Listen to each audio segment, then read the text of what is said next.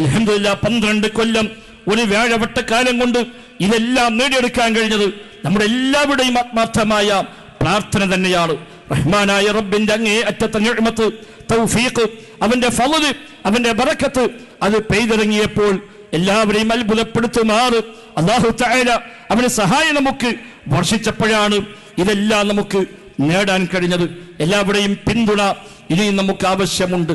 സ്ഥിരമായ വരുമാന മാർഗം ജാമ്യക്ക് ഒന്നുമില്ല എന്നത് യാഥാർത്ഥ്യമാണ്. ഈ സംവിധാനങ്ങളെല്ലാം നടക്കുമ്പോഴും 750ഓളം വിദ്യാർത്ഥിനികൾ താമസിച്ചു പഠിക്കുമ്പോൾ ഇവിടെ താമസവും ഭക്ഷണവും പഠനവും എല്ലാം സൗജന്യമായാണ് നാം നൽകുന്നത്. 1 രൂപ പോലും ഒരു ഫീസ് കോളേജ് തലത്തിൽ ഒരാളിൽ നിന്ന് പോലും നാം വാങ്ങുന്നില്ല. ഒരു ദിവസം ഈ സംവിധാനങ്ങൾ പ്രവർത്തിക്കണമെങ്കിൽ 1.5 ലക്ഷം രൂപ ആവശ്യമുണ്ട്. അഥവാ ഒരു മാസം 45 ലക്ഷം രൂപയുണ്ടെങ്കിലാണ് ഈ സംവിധാനങ്ങൾ മുന്നോട്ട് പോവുക. ഒരു വർഷം പ്രവർത്തിക്കാൻ 5 കോടി രൂപയ്ക്ക് മുകളിൽ ആവശ്യമുണ്ട് എന്നർത്ഥം. ഇൻഷാ അല്ലാഹ് റബ്ബിന്റെ ഖജനാവ് വിശാലമാണ്.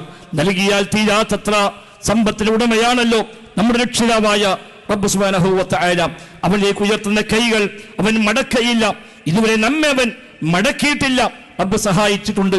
അവന്റെ ദീനിനെ സഹായിക്കുന്നിടത്തോളം കാലം അല്ലാഹു തആല അവനെ നമ്മയും സഹായിക്കുമെന്നത് ഖുർആനിന്റെ വാഗ്ദാനമാണ്.